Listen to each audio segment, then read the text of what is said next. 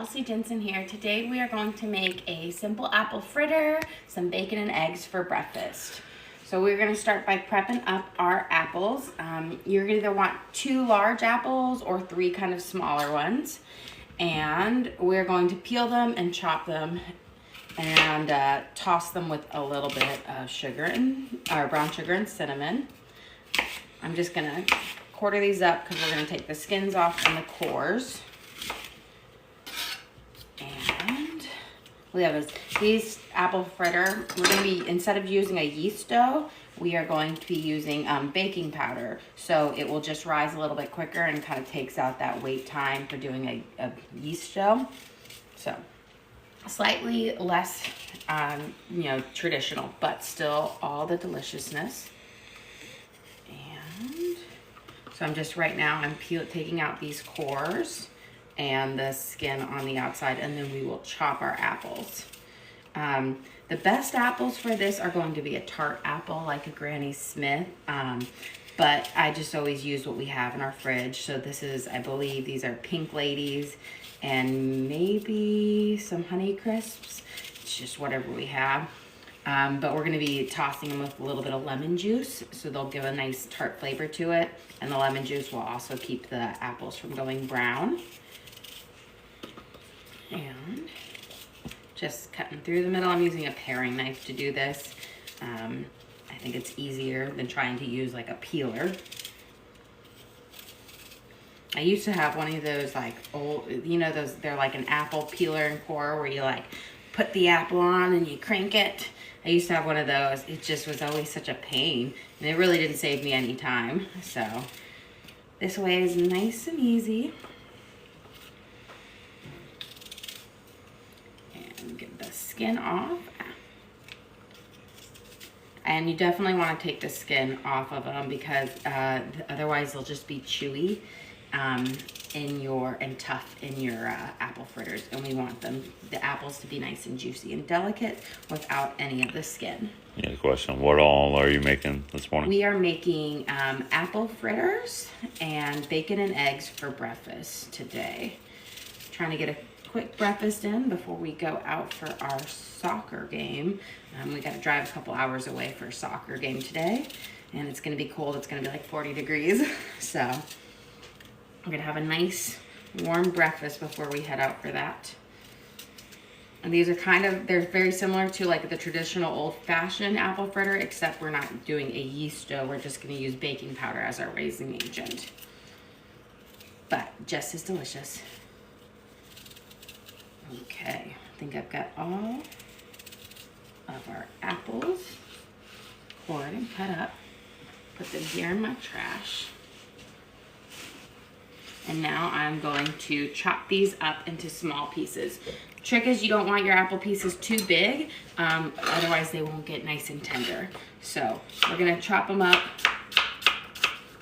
fairly small so that you'll still get a nice apple flavor, but not a huge crunchy chunk. So I'm just doing a kind of a loose chop over them, making sure none of my pieces are too big.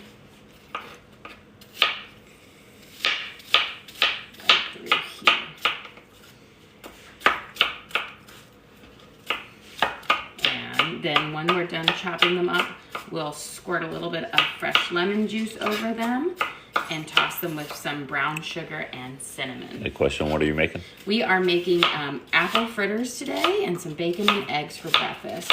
We are doing a kind of a quick version of apple fritters, so we're using baking powder instead of yeast as our rising agent, and that's simply to take out the wait time of having to make a yeast dough, but still just as good. And right now we are chopping up our 3 apples. You either use 2 large apples or 3 of the smaller sized apples. So I just had smaller, like Pink Ladies in my fridge, so we're just chopping those up. Granny Smith would probably be the best. Tart apples are the best apples for like baked apple goods. And we're just giving them kind of a rough chop so we don't have any huge pieces. go.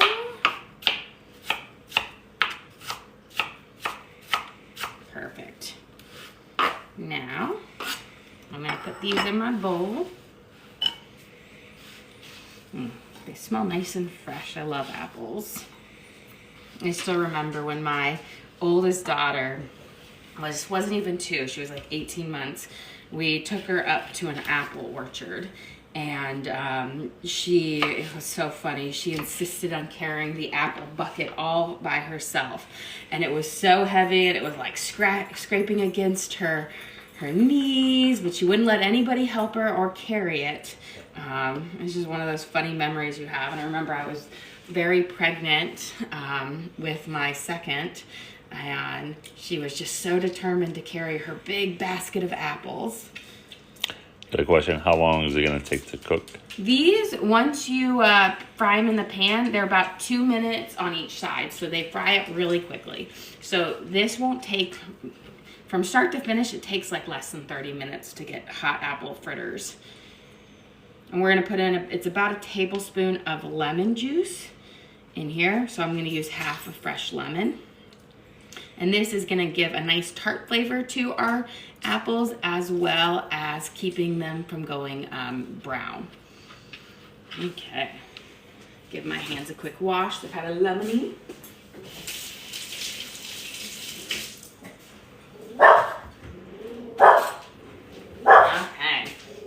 Dog alerting us to a runner. And then we are going to toss these with a little bit of brown sugar. You don't need too much, just about a tablespoon or so of brown sugar and a little bit of cinnamon. I'm just doing a little dusting of it, but about like a half a teaspoon of cinnamon. And this just gives them an extra little pop of flavor. You don't have to dress them up if you like more of a tartar apple taste to it, but I like that nice cinnamony apple flavor. We're just gonna give them a nice stir. And we'll set these guys to the side while we make our dough. I am done with this. So we're going to move this guy out of the way. And now we're going to start making our base for our apple fritter. Okay, we're going to do a wet, we'll do our dry, and then we'll do our wet. So we're going to start out with 2 cups of flour. Use all-purpose flour. So 1 cup. And 2 cups of all-purpose flour. Then we are going to use a half a cup of sugar. We're going to use white sugar.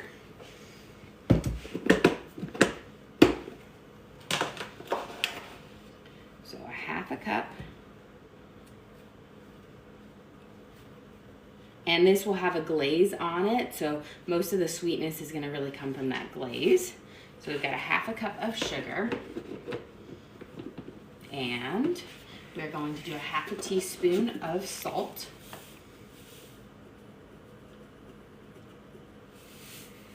And then we're going to add in some of our spices. We're going to do a big heaping teaspoon of cinnamon. And you can always, if you really like a kick of cinnamon, you could always add a bit more. But it's just a nice heaping teaspoon of cinnamon.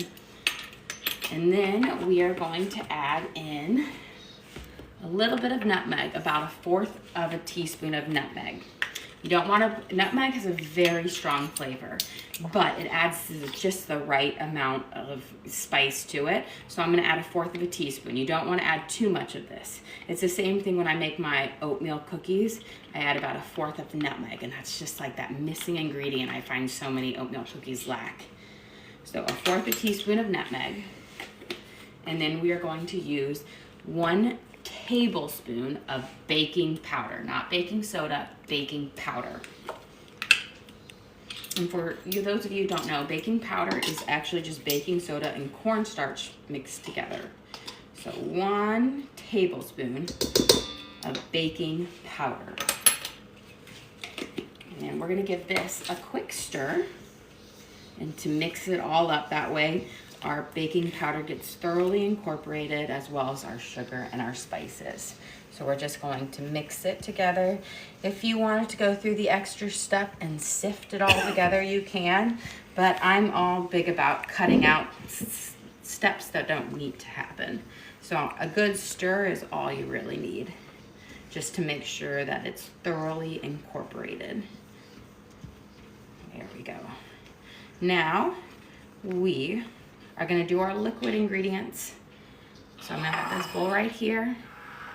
We've got our eggs. I'm just gonna get a little fork so we can stir our eggs up with it. Okay, we're gonna start with 2/3 cup of room temperature milk. So I've had this milk sitting out so it's nice in there. Cold milk doesn't incorporate the flour as much as if you're using room temperature. So 2/3 cup of room temperature milk. Whole milk is preferred. The higher the fat content in the milk, the better texture it's gonna have for your donut. So whole milk is what we have here.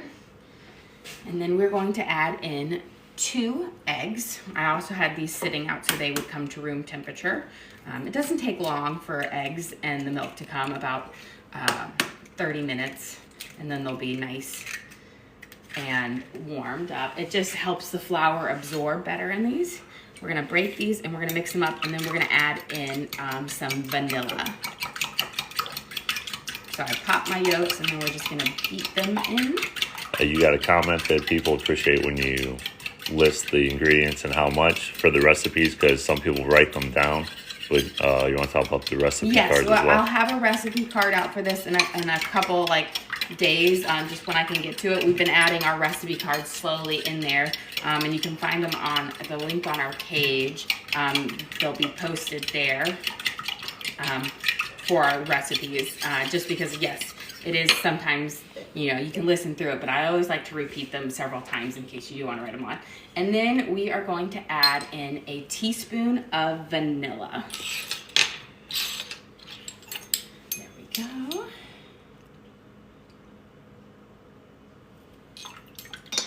Perfect. And now that we have all of our wet ingredients, we are going to incorporate them into our dry ingredients, but we don't want to overmix. We're just going to stir them in until they're just combined, and then we will fold in our apple chunks. You have 2 questions. First question, 3 questions. First question, how old are you? I am 37 years old. I just turned 37. And what are you making? We are making apple fritter donuts, and then we'll do some bacon and eggs. And third question was, is this similar to your donut recipe dough? No, it's a bit different. So no, my donut dough has like butter in it, and so this, we're frying them in oil, but it doesn't have any butter in it. So it's a bit different than my donut dough. And now we're just kind of mixing in our wet mixture. And we're gonna mix these until they're just incorporated. There we go. And the apples will add a bit more moisture to our dough. So we're mixing this, and then we'll mix in our apples. Sometimes if your apples are too wet, you'll just need to add in a little bit of flour just to thicken up the dough. You just never know how juicy an apple's going to be. So here we just have it barely mixed, and now we're gonna add in these apples.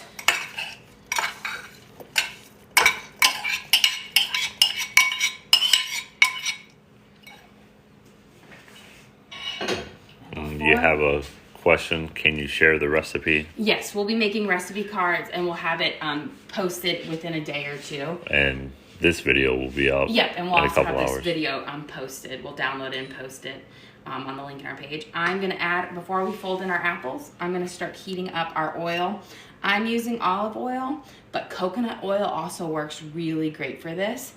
You wanna put in, we're gonna be flipping them, but you do want a good amount of oil so that you can have half of your fritter submerged. So I'm putting in a good amount in here, and this will be used to fry it up. Now, if you had a fryer, you could also just throw them in like a fryer if you wanted to. And we're gonna heat this oil, start heating this oil up. I'll know when it's hot is when I do my water droplet test. I put it in, and if it sizzles right away, they'll be ready. So we're gonna fold these apples in. Just like this. So we just want to make sure we don't over mix, but we want to make sure we get all of those apples mixed up. But you see how the natural juices from the apples help make our dough just a little bit more liquidy. You don't want a runny dough because you need it to still be held together. So if you happen to have super juicy apples, just add 1 to 2 more tablespoons of flour to just thicken it up a little bit. But you never really know until you throw your apples in whether you need a bit more flour or not. Go. Perfect. These are now well mixed. Okay, we're gonna start our bacon cooking up while our oil heats up, and then we also have our glaze that we're going to make. You have a question? After you make the fritters, can you reuse that oil? Technically with most oils you can reuse. The only thing is when your oil will have a little sweetness. So if you're trying to cook something savory after it, you'll have the sugary from the cinnamon in the oil. It's the same thing, like you kind of try to keep like oils together, but yes, you could use it again to store. I think you can store oil for a really long time before it going bad. You just have to make sure you grab any large pieces out of it, and then you can, yes, reuse oil if you wanted to. I just don't fry all that much, so most of the time I end up throwing my oil away. That's why I have a fryer, but that uses so much oil that I rarely ever use it unless we plan. I'm like, we are going to be doing a fried dinner. Everything's fried. It's one of those things you don't use because it does use a lot of oil. That's why I always try to minimize the amount of oil I need to use. So it's like, you don't need to fill your pot up all the way, just enough to really submerge each side. We're putting our bacon in. We're gonna start letting this cook up. And then I'm gonna peel them all apart. I'm a big fan of pan-fried bacon. I'm not a fan of oven-baked bacon. Okay, I'm gonna give my hands a quick wash.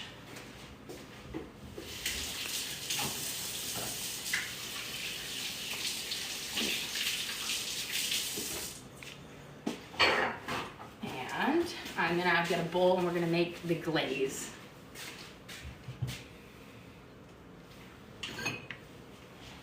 For our glaze, it's really simple. We're just gonna use 2 tablespoons of milk, a cup of powdered sugar, and a half a teaspoon of vanilla extract. So I have my milk right here. I just pre-poured it out so I didn't have to leave my milk out of the fridge. And we're gonna start with a cup of powdered sugar.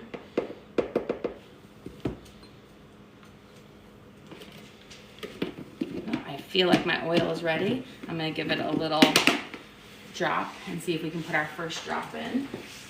So all I do is I just get a drop of water from the sink. Oh, a little bit more. It's starting, but I want to have a quick bubble. That was not a very quick bubble when it came up. So once it really sizzles, I'll know my oil is hot enough. But we're getting there. We're almost there to being hot.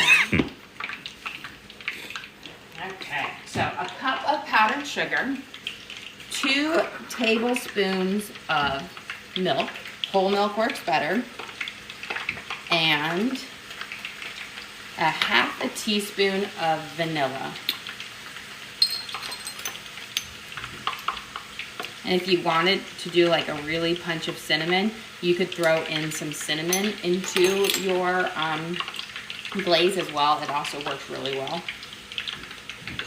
Get a fork, and we're gonna stir that up. Okay, I can see our oil is now ready. So before we whisk up our glaze, I'm gonna start with my first one. Get these out to transfer them.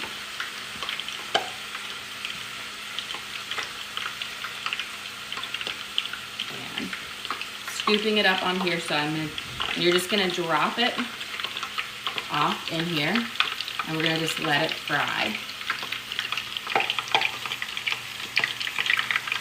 And we do about 2 to 3 minutes, depending on your side, on each side, and then we flip. You also don't want to overcrowd your pan. So if you wanted to use less oil, you could use a smaller pan and just cook less at a time, and that works too. So we're going to do 4 because we want all of our fritters to really breathe. There we go. I'm going to get my tongs out for my bacon. We're letting them sweat out now. And then I'm going to turn. There we go. The key to good bacon is making sure you don't cook it too hot too fast, because it doesn't have a chance to sweat out that the grease in it to give it a nice crisp. Okay, while these are frying, I'm going to whisk together our glaze. Again, that was 2 tablespoons of whole milk, a cup of powdered sugar, and a half a teaspoon of vanilla extract. We're just going to stir it, and this is what we'll dip our fritter ends and let them drip over. There we go. So you see how it's turning into a nice, thick, liquidy glaze. Again, if you wanted an extra burst of cinnamon flavor, you could add some cinnamon to that as well.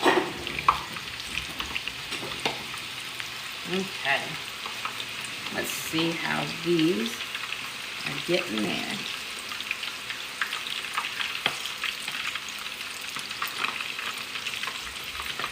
Perfect. And I'm looking for kind of a mix of a spatula and my tongs to flip them, because you want to be careful with the grease when you're flipping so you don't burn yourself. Look at that, beautiful. And you'll know when they're ready to flip is you can kind of see those nice golden edges of them. And that one got a little bit more. I'm going to have to turn my oil down just a bit.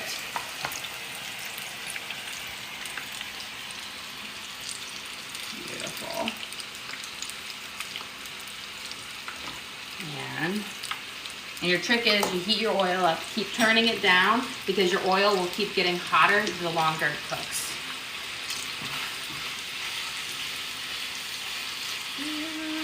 And now, I've got a baking sheet and then a cooling rack on here.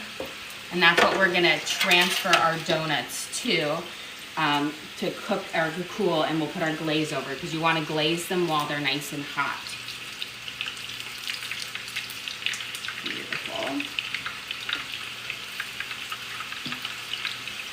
Perfect. And what really puffs these up is the baking powder in it and the eggs. They react together to make a nice puffy thing, so it cuts out that having to wait for the yeast to rise.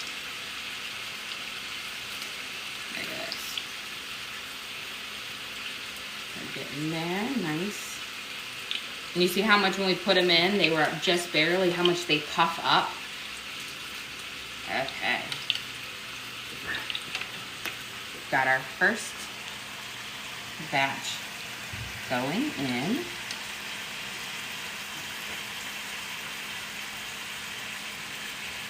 And then before we glaze them, I'm going to put my second batch in. Don't need that. You got a comment that you seem so young to be such a good cook, but it's like you've been doing it. Been doing it for a long time. Almost 25 years. I started cooking dinner for my family when I was 13 years old. It was like you got to pick your chores, and I found cooking dinner was the easiest out of all of them. And you know what? I'm really glad I did it, because it also paid the most. That's the best one of the paying jobs that we had as a kid.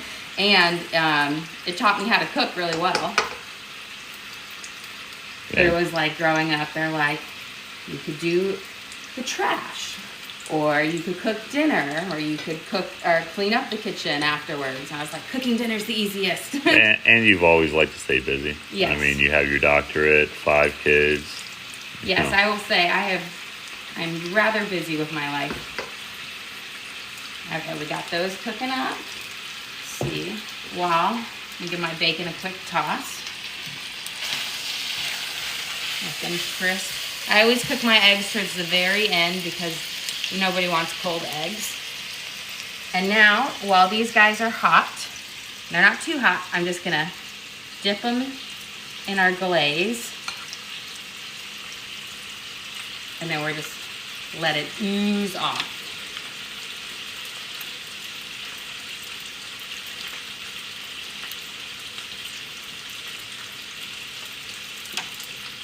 This is gonna give that yummy glaze feeling. As you want to do it while they're hot. You can't do it when they're cold, or your glaze isn't gonna drip off and be nice and thin. It will be like thick, gooey. There we go.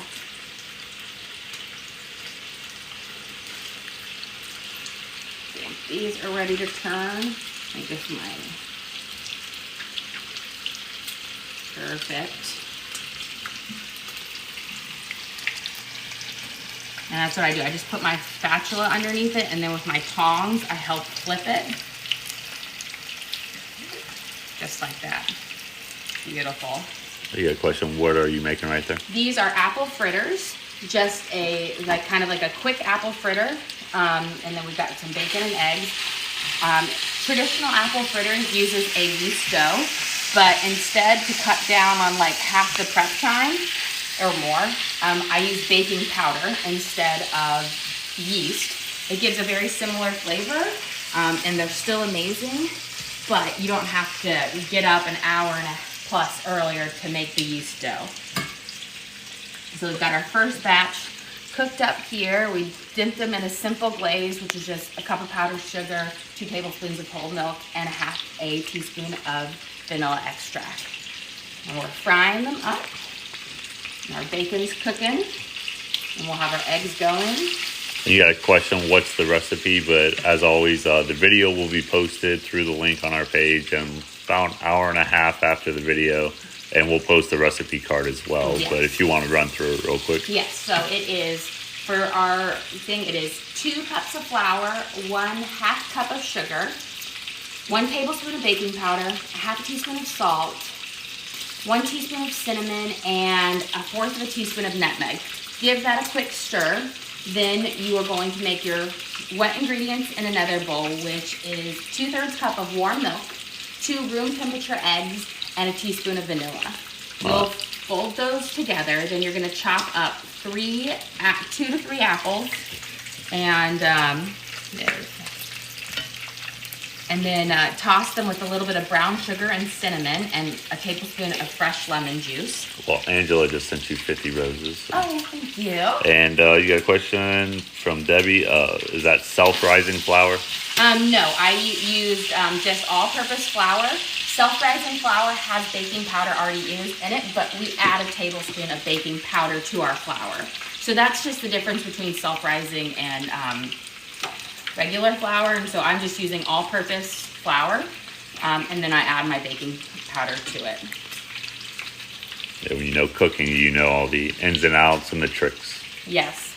I do a lot of reading and I'm picking up on things, so I'm always like trying to figure out how can I make this easier or better, or what steps can I skip to make it go faster.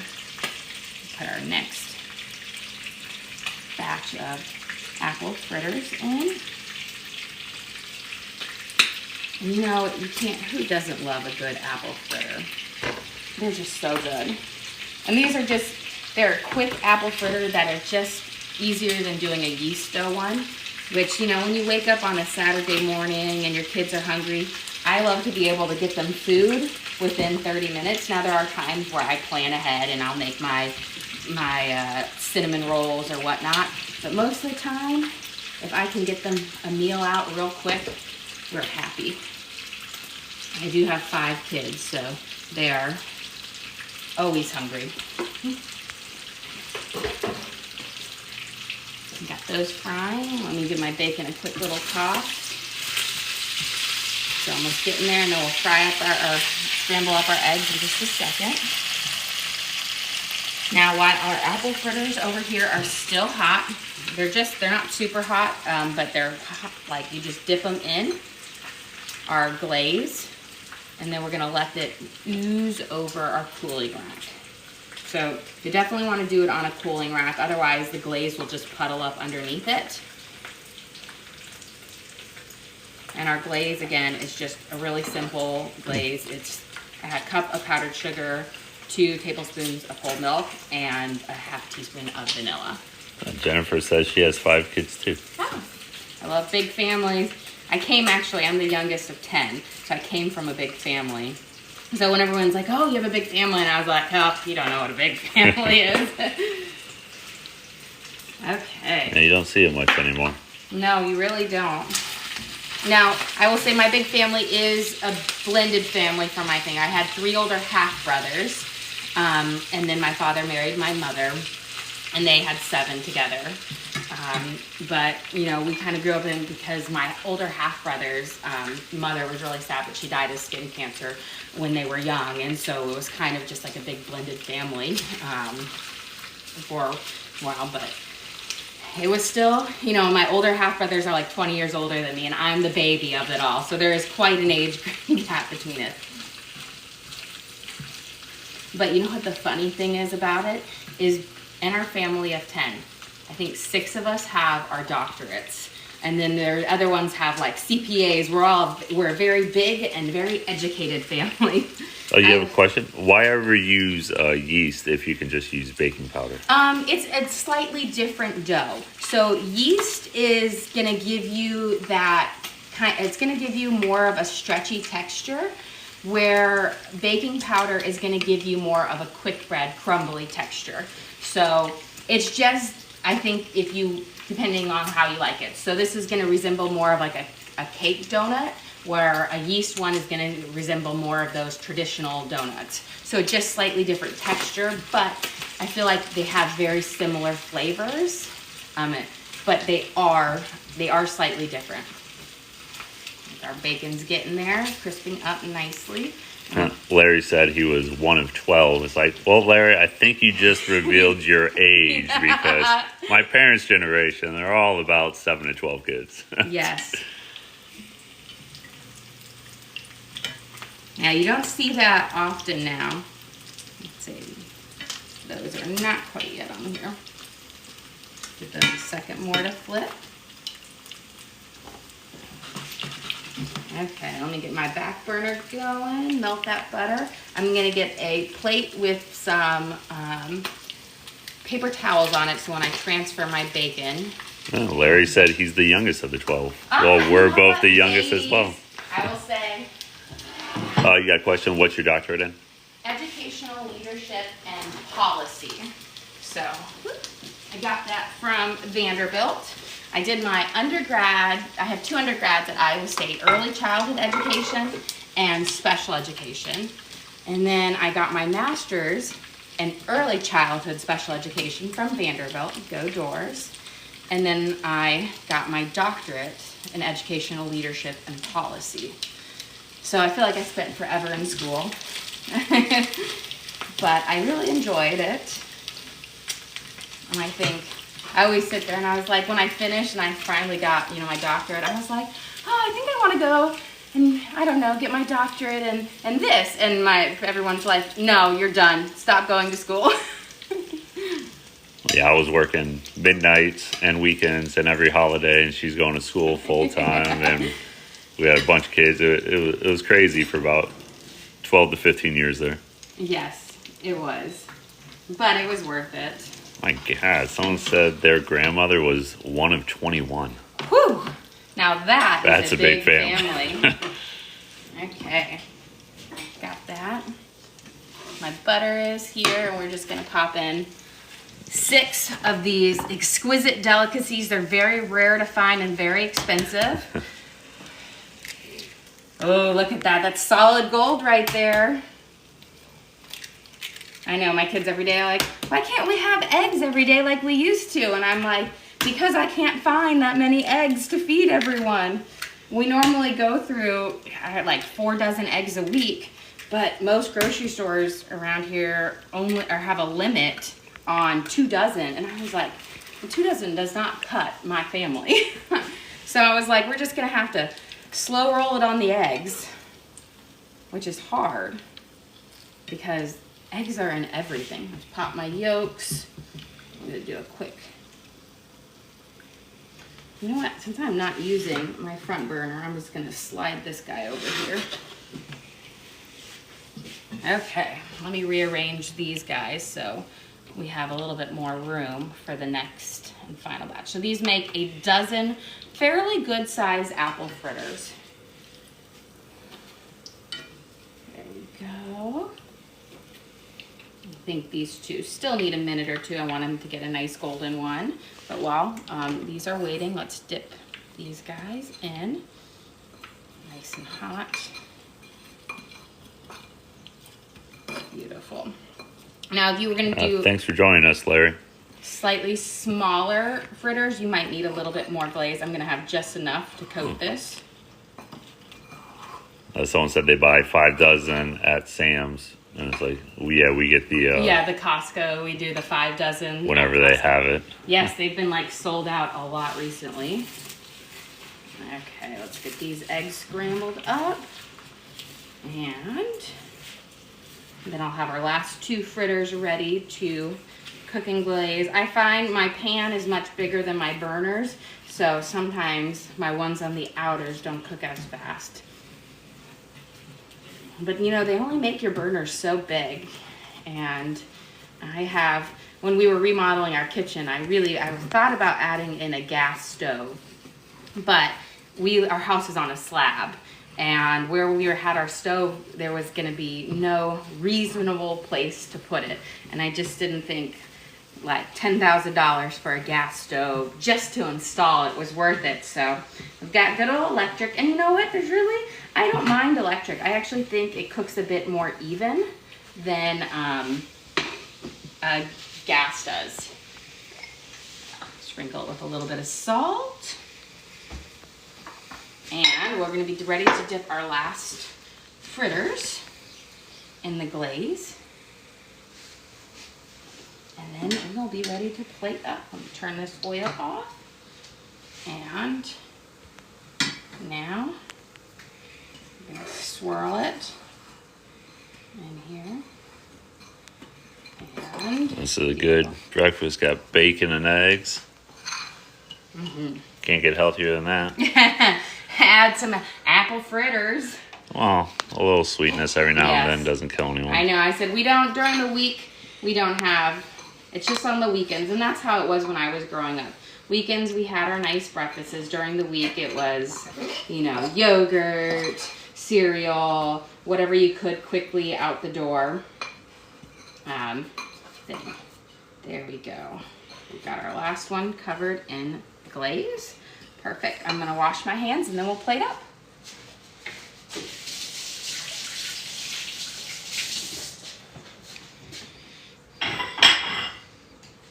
Okay. We've got our lovely scrambled eggs.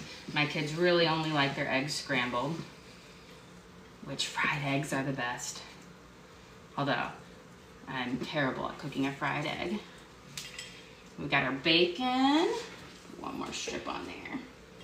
And let's put a nice apple fritter. And that is going to be breakfast today. And let me break into one of these apple fritters just so you guys can see the delicious part. You see how it's so nice? Delicious. They've got a nice crunch to them. The apples are juicy and tender.